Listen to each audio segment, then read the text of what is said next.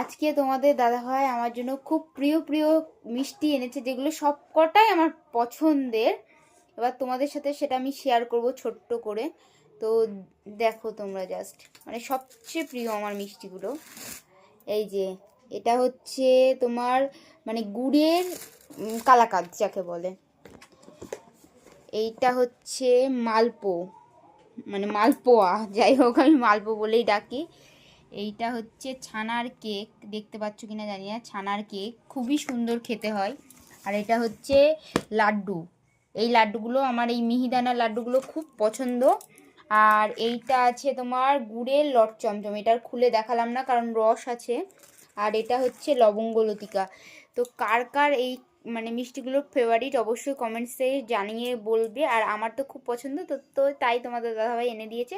তো আজকের মতো ভিডিওটা এই পর্যন্ত, টাটা।